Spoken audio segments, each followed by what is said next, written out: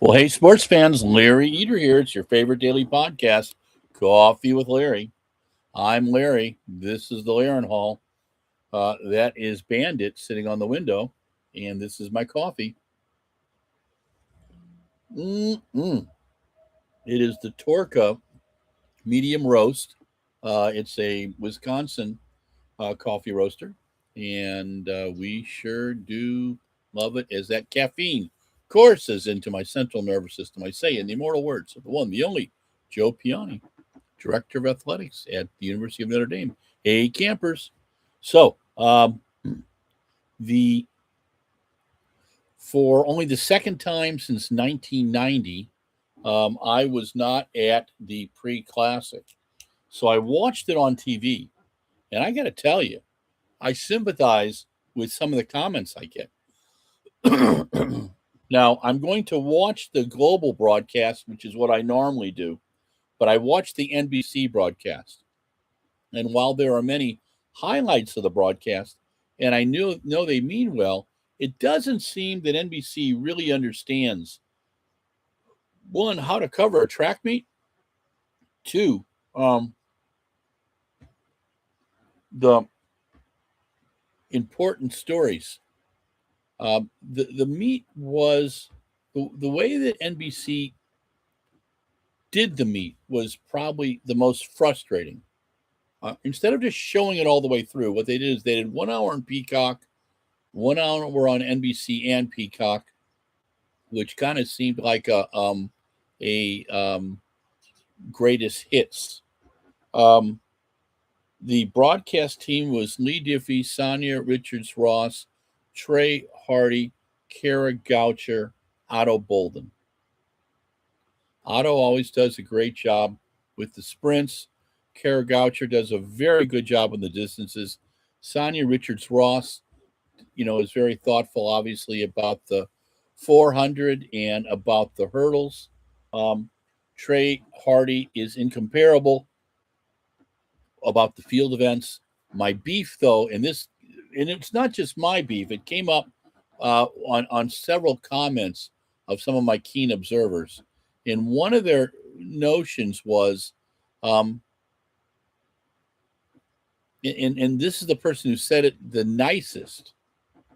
They said that by putting the field events in during the long distance races, we don't get to see the long distance races, and it does a disservice to both the field events and the long distance races. I appreciate the effort, really do, because I think it's in a very, very tough position. I really like Lewis Johnson's interviews with the athletes afterwards. He always asks good questions. I wish he'd get a few more segments. I think Trey Hardy should get a segment early on, middle, and end, talking about the field events. The shot put for men and women was fantastic. The long jump between Tara Davis Woodall and Larissa Iapicino was epic. Larissa Iapicino, who is the daughter of Fiona May. Fiona May is a two-time Olympic silver medalist and a two-time world gold medalist. Think about having that kind of pedigree in your family and having to perform, right? And I interviewed her back in March of 2025, which we posted, when she won her first European title, and her jump was 1 centimeter longer than her mom's when she won 30 or 28 years before. And what you could see was Larissa trying to step out on her own in an event that her mom had this incredible legacy with. She's coached by her father. And one of the things she said in the interview to me was that this is back in Appledorn in March of 2025, that for her to jump well, she has to stay confident. She has to reduce her anxiety and know that she can jump on her own. She's trying to create her own story. And she did that at Eugene. That 7:12 jump was fantastic. It put pressure on Tara Davis Woodall, but Tara Davis Woodall loves that. And she came back with a 7:13 and took the win. winning by 1 centimeter.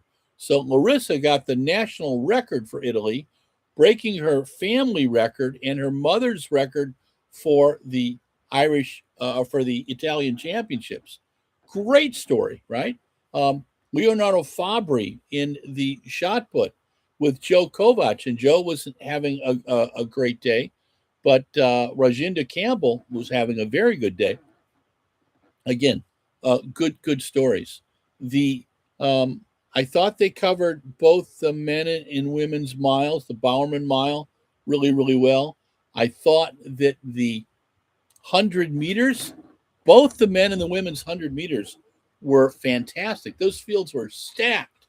I have to say, the one that has stayed in my mind is the women's 100 with Melissa Jefferson Wooden just barely getting by Sha'Carri Richardson.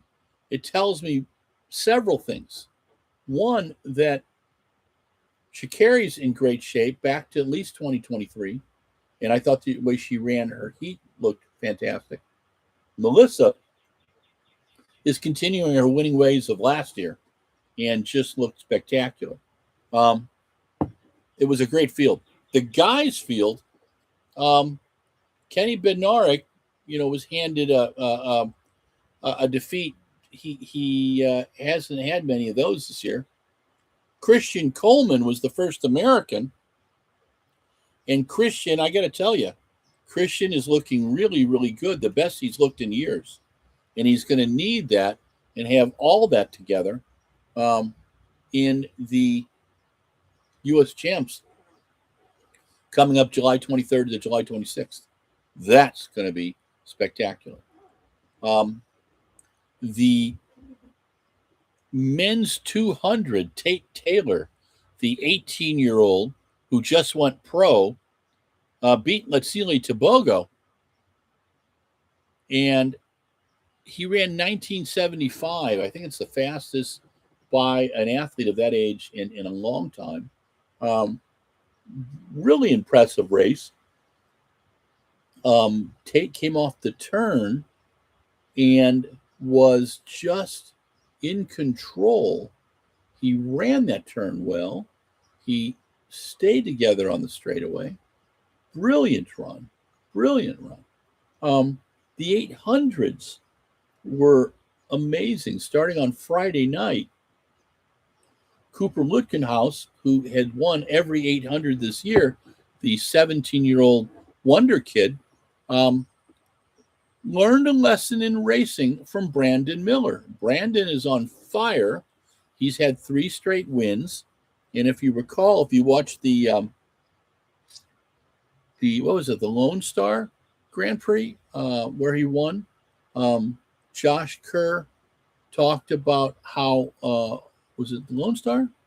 Yeah, I think it was the Lone Star, where Josh Kerr talked about how talented the guy is and just how great of a racer he is. And he ran that last 200 meters like he owned it, which is what you've got to do in the 800 now. In 1:43.68, it was a darn good time. The 2-mile distance was fun. Parker Wolf won on Friday night. And again, they Friday and Saturday. Friday was covered in an hour pretty well on Peacock from 11:30 at night till 12:30. And we got to see a little bit of the pole vault. We got to see the 400, the 800, the 1500, the international mile, and the guys 2-mile. So I thought they did a nice job there. But taking that same 1-hour format and trying to do the entire meet in it the next day was just the wrong approach. Now, the Peacock hour did a good job, and it was almost seamless as we went to the next hour. But it just seemed that, and again, I appreciate the attempt at innovation for NBC, because my frustration with NBC all along has been that they're not interested in track fans, and maybe they shouldn't be. They're interested in getting general sports fans the sport. So you get better ad rates, and you get the producers and the management to say, hey, let's put more track on TV. So those are the big deals, right? That's the kind of stuff we want to hear, right? Lee Diffie, NBC corporate's idea of someone who's going to attract the non-track fan. And I think Lee is incredibly enthusiastic, but he also makes mistakes, and mistakes that track fans are going to see. And the comments about Mr. Diffie were less than positive. Among them, people just saying, please get someone else besides Lee Diffie.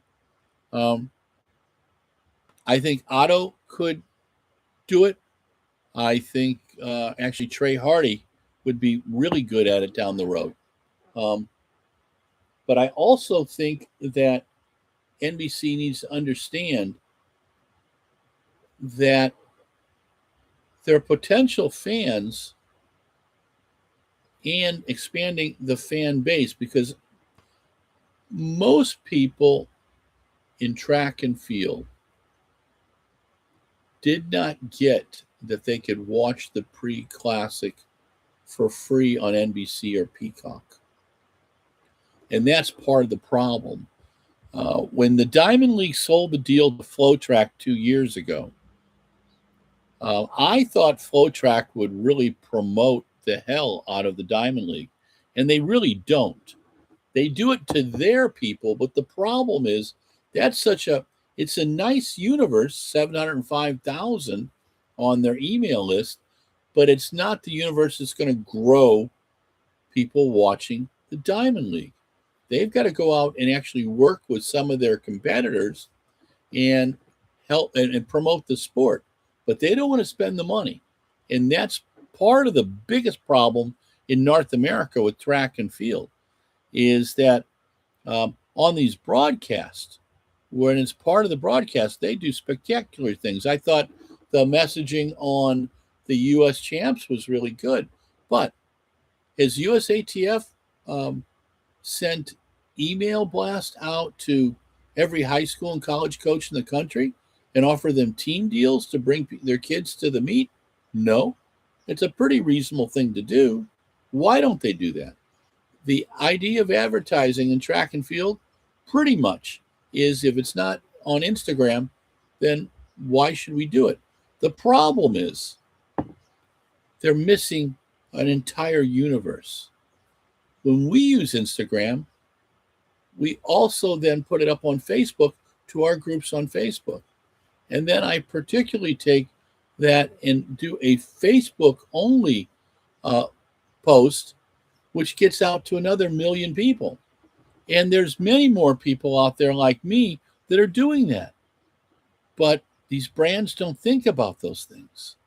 And part of it is tight budgets, tight schedules. I've always found it interesting that when the Diamond League deal was done, USATF meets were not involved. USATF World Continental meets were not involved. The Pre was not involved. That tells you something. And typically, the two biggest audiences for track meets each year are normally the Pre and the New Balance Indoor, both meets that do their own thing and do not work with our friends at FloTrack. And look, I think FloTrack's doing a good job. I just think it's a sin that World Athletics and Diamond League have gone this way. And what I mean by that is, in most of the world now, you have to do paid cable or paid streaming to see the Diamond League. It cuts our numbers down. It cuts our numbers down drastically. And that's the biggest problem. When Seb Coe and John Ridgen talk about trying to grow the sport, and then they're dealing with paid streaming for their showcase events, even though clips are everywhere, And I tend to believe, and my observations tell me, that they're probably getting bigger traffic because of the clips than they are of the whole broadcast. Because the average American's attention span is what? A minute and 19? Explains a lot, right? So people are asking me right now, Larry, what do you think were the top events? Well, let's start with Friday night. I thought Dejanay Oakley in the 400. I thought she ran a superb race. I thought the women's 1500 was quite exciting at the finish. And I thought seeing Ellery Lincoln, the junior from high school, the daughter of steeplechaser, former American record holder, Daniel Lincoln, and Sarah Schwalb, a very fine runner from the University of Arkansas. Ellery is now the number 3 American, number 4 in the 1500 with her 4:07:06 is a junior. She's trying to break her mom's PB. Her mom's PB, I think, is 4:04. I'll have to go back and check my diary. And Sarah was a very fine athlete. But I've interviewed Ellery, and I've watched Ellery in interviews, and I've got to tell you, one of the things I'm impressed about with these young athletes is how they comport themselves. But especially listen to what Ellery Lincoln says. It is so positive and so forward-looking and so affirming that that's really good things. Whoever helped her develop that and encouraged her to develop that way, I salute them, because I think it's really, really important in a young athlete's development. You look at Cooper Lutkenhaus, who was running the 800, and I remember sending a note to John Capriati, the associate meet director with Jody Smith. Jody Smith and John are the 2 meet directors. And I always send a note to Cap before the meet, whether I'm there or not. And I said, hey, Cap, what are your favorite events for this time? Because I'm always curious to see what he's going to say, because I always get a surprise. And he said, the men and women's 100, the men and women's hurdles, the miles, and the 800. And I think he was pretty spot on. The 800 by men, Cooper Lutkenhaus did everything in his power to win that race. Brandon just had a little better race. Now, Cooper, recall what Cooper has said all season long. Cooper has said that he's trying to learn from each race and hoping there's different experiences. He got a different experience today, on Friday. And I know his coach and his father and he will take the time to evaluate and see what to do next. Because Cooper, if he competes at the U.S. Champs, he's going to be competing against Brandon Miller. And Brandon is on fire. Brandon is looking good. This may be the year of Brandon Miller for the 800. And that'd be fun to see. There's been some great performances, as you know. Marco Rupp's 141.84, right? And the 142.08 of Cooper Lutkenhaus when he beat Wanyoni. And before that, he beat Marco Rupp. So just incredible performances, quality fields. And that Friday night started, I believe, 2011, 2012. In the first year they did it, it was the Jeff Hollister Friday with Jeff. And Jeff Hollister had just passed away in 2011. And Jeff was, Jeff hired Steve Prefontaine to work with him in sports marketing at Nike. So I thought it was a great tribute to Jeff to have that Friday night. And the Friday night originally was free. I'm not sure how they did it this year. I think with your ticket, you got to go in, and then maybe they just let people in because there was a good crowd. But that year they had a 25K. They also, I think, later in the evening, I think that was the year they had the 10,000 where Mo Farah won. Mo and Galen ran in that race. It was a pretty exciting 10,000 meter that year. And I've got some tapes and audio on that. And I'll have to check that out. But they did the meet for 2 days for several years and then stopped it. And then they brought it back again this year. And this year it was the women's 400, the, let's see, women's discus, the women's 1500, the men's international mile, the men's 2 mile, men's hammer was next day. And was it the women's hammer, I believe, as well, right? Yeah. So good crowd. And I thought that the big highlight was, I thought the men's 800. I thought the 2 mile with Parker Wolf, they could have run about an 8:02 for the 2 mile. But if you recall, in lap 5, they ran at 67, which totally, got everybody to start breathing again and brought everybody in a pack, but sure slowed down the race. And they ran 8:10, which is a very good time, 8:10:13. And Parker Wolf is showing, after his 12:49 earlier in the season, that he is someone to be reckoned with. And he looked really, really fit. And what a great finish. But that was exciting. That was really exciting. Now, Saturday starts normally about 12 noon Pacific time at the Prix. And they have some youth races. And, and then there's a window that starts about 1 o'clock. And it goes typically till about 3. And so what Peacock did is they covered the 1 to 2 hour, the 1 to 2 o'clock time, and then the 2 to 3 was covered on NBC, and NBC threw in. And they did some really good mixing, and they got us to see, we were able to see much of the meet. It's just hard to translate on TV or streaming the excitement of being at a meet like the Prefontaine. The Prefontaine is like few others. And I still think that it has not received the credit for literally saving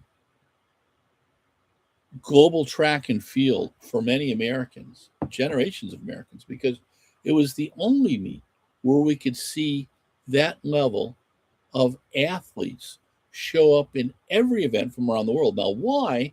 It's because Nike is the behemoth of sports marketing, right? Now, sports marketing was founded by, really, in the modern world, by Horst Dassler, the son of Adi Dassler, who was a bit of a black sheep in the family. He was an insomniac. He negotiated deals with all the Eastern Bloc countries, got them Adidas product, and outfitted them in kit before anybody else did. He helped groom great and iconic sports marketing people like John Jordan. And his influence, he died young. He died in 1986, and I think he was in his early 50s. And the world lost a true innovator. But Nike took what Adi did with sports marketing, and Adi sports marketing is brilliant to this day. Okay, they have a very distinctive way of doing things. But Nike took the idea of Adidas sports marketing, chewed it up, and brought it out back again as a Nike product. Brash, sassy, condescending at times, but it gets people's attention. And this comes from a man also with their advertising, same way, just do it. Bo knows, there's no finish line. Phil Knight was once quoted as saying that he didn't like advertising. And I think he was saying that to Lee Chow over at Lee Clow over at one of his first ad agencies, and then he moved to Wieden & Kennedy. And some of the Wieden & Kennedy ads, and some of the ads from the early days, with it was a Chai Day, were just amazing. I think that Nike has lost its way in terms of advertising. I don't see much of it out there for running right now. And in fact, it's sad because they've got some really good product. And I think if they pushed the brand a little bit, they would and got to the right groups, especially the high schoolers, I think it would do a world of change for them. But who am I? Anyway, the ads on the Nike pre-broadcast on NBC and Peacock were showing their new apparel, and I thought they did a nice job with it. I think as they feed the product to some of the top elite athletes, but also some of the top high schoolers, I think you're going to see a rush for the product because the product looks really, really good. And that technology, pushing the technology is one of the things that Nike does well. Now, we're going to be talking about the pre most of this week, but we talked about the 800 on Friday. On Saturday, we had the hurdles. Masai Russell, Toby Amason in the women's 100-meter hurdles. Fantastic. Masai is on fire. She looked fantastic, 12:23. In the men's race, it was the first time Jacoby Tharp and Cordell Tinch and Jamal Britt were meeting. And Jacoby, you recall, won the U.S. champs last year, made it to the Worlds, just didn't do well there, but he was 19, right? This year, Jacoby comes in as the world record holder, running that 12:75, breaking Aries Merritt's record of 12:80 over at the NCAA. Well, that race went down to the last centimeters, and Jamal Britt won. And Jamal praised the youngster, Jacoby, and how great of an athlete he was. And NBC, kudos to NBC for bringing Grant Holloway in to talk about the hurdles a little bit. But both the 100 and the 110 hurdles were primo, and they were explained well. The hundreds, Americans love their 100 meters. The 100 meters, men's, big surprise. But that's good. We like surprises. Shake it up. Remind athletes that no one's guaranteed. And when you bring the best from around the world, guess what? You're going to get beat. And that's why the young Nigerian, Ajayi, did so well and ran a brilliant race. The women's 100 was a battle between Sha'Carri Richardson and Melissa Jefferson Wooden. And Melissa Jefferson Wooden won by 100th of a second. That's how close it was. And we have both of these athletes in great shape. Let's see what they can do later in the season.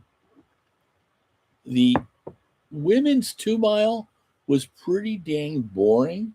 A 9:20 2-mile. Put in perspective, Jane Hendergan, as a senior in high school, ran 9:17. It ended up being a good tactical race, won by two Ethiopian athletes. Shelby Houlihan was the first American and third. I thought it was okay. It deserves mention, but didn't excite me. The upset of the day may have been the women's 800 with Keely Hodgkinson, who apparently had fallen a few days before, sore knee, and she ended up finishing second to the world champion, and it was a good race. It was a solid race, but Keely just wasn't there. And what I don't like is the excuses and athletes win and lose races. That's what this sport is about. When you lose a race, you get up off the track, you shake your shoulders, and you plan for your next race. And if you can't handle that, then why are you running track and field? Okay? It just, not everybody's going to win every race. And please, coaches, don't teach your kids that stuff. Oh my God, that's just the wrong way to approach sport or talking to them about life, right? Then we have the miles. Faith Kipyegon, Olympic champion 2 times, world champion 5 times, has won 5 races at Prix, was defeated by Nikki Hiltz. Now, Nikki ran a great race. They are one of the most talented athletes in women's running. Nikki held the move and made the move just like the Europeans do, just like the Kenyans do. And when they challenged, Faith didn't have a response. And Faith had some injury issues, but she wanted to be there. Her hamstring was a little sore, but she didn't make excuses. She raced. And that's why she's a class act. And watching them embrace afterwards, I think was a really great thing. Watching the 100-meter, I shake everybody's hands. Oh, and I didn't talk about one of the races that I really loved was Colin Kaepernick and Rai Benjamin. Rai was out in lane 9 in the 400, and it took Colin until the last 50 meters to catch him. And Colin was all out. The world champion from Tokyo was all out. And he ran 44:01, Colin Kaepernick from Botswana, the 400-meter Tokyo champion, and also the anchor on the Botswana 4x4 team that beat the U.S. Rai Benjamin, the 400-meter hurdle gold medalist, as well as the silver medal winning U.S. relay team, ran his PB 44:11 to Colin's 44:01. I think you're going to see Rai under 43.8 soon. Yeah, he's going to be pretty solid. So let's get back to the women's mile. Nikki Hiltz ran a great race. The race was incredibly deep, 4:17. It broke the Prefontaine meet record. And then we came to the last event. Cole Hawker's in there. Cam Myers in there. Yared Nuguse is in there. Ethan Strand is in there. And, I've learned anytime Ethan's in a race, all bets are off, kids. And Cam Myers has been on a roll. He won, setting a new Australian record. And he was fantastic in 3:46. But right behind him was Yared Nuguse. And really right behind Yared was Ethan Strand. Ethan ran a 3:46 as well. Cole Hawker was, 5th? And Cole's had some good races, but it's just kind of a strange season and maybe still too early for him. But I thought the in the crowd, about 18,000, which is much better than it's been in the last few years. Kudos to Track Down and Nike Prix for putting it together. This is the 51st. Now, I'm not a big fan of it being on 4th of July. I wanted to be with my family, and we had a barbecue. But I got to tell you, trying to watch the meet from here, I know NBC means well, and I will check the global coverage out, but I was very frustrated by it. And over the next few days, we'll give some suggestions on how they can make it better. But was the Prefontaine meet fantastic? Yes, it was. Valerie Sion, Mikolas Alekna, just some great shot puts. Chase Jackson, Leonardo Fabri. We'll tell all those stories. Oh, and just a spectacular women's long jump, right? Tara Davis-Woodall continues her love affair with Eugene, Oregon. So this is Coffee with Larry. It's episode 916. It's July 6th. Run, jump, and throw today. Tell someone you love them. Do a random act of kindness. Make sure you have your coffee and have it good. Okay? And thanks again for watching Coffee with Larry. You can find all our episodes up on RunBlogRun YouTube. Okay? Talk to you soon.